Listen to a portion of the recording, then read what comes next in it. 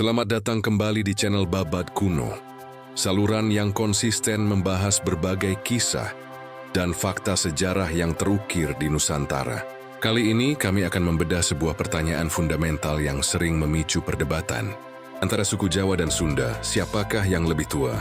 Kita akan mulai dari part 1, yang akan membahas asal-usul tanah dan leluhur keduanya.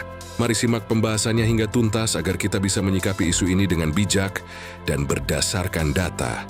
Jawa dan Sunda adalah dua suku bangsa bersaudara yang mendiami pulau yang sama, memiliki banyak kesamaan, namun juga perbedaan yang menjadikannya unik.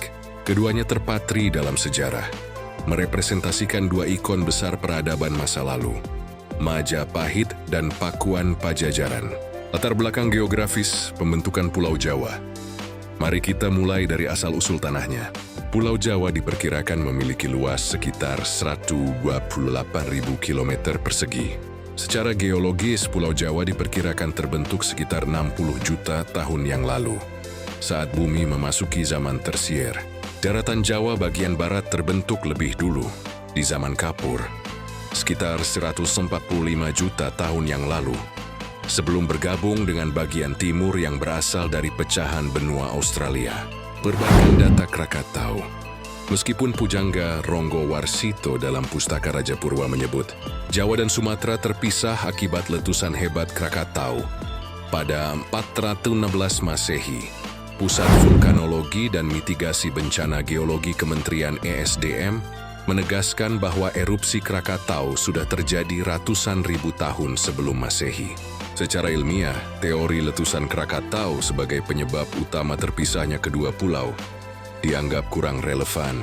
Sementara itu, legenda lain seperti kisah Gunung Tidar sebagai paku bumi merupakan penjelasan versi supranatural yang turut mewarnai narasi asal-usul tanah Jawa. Asal-usul leluhur, pendekatan genetika dan bahasa. Lantas, bagaimana dengan manusia atau masyarakatnya? Secara rasional, suku Sunda dan Jawa sesungguhnya berasal dari nenek moyang yang sama.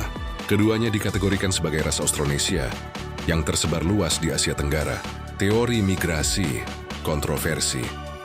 Teori out of Taiwan, linguistik, menyebutkan bahwa bahasa yang digunakan suku-suku di Indonesia berasal dari rumpun Austronesia yang berkembang di Formosa, Taiwan. Migrasi leluhur dari Taiwan tiba lebih dulu di Filipina Utara, sebelum menyebar ke Kalimantan, Sulawesi, dan akhirnya ke Jawa dan Sumatera.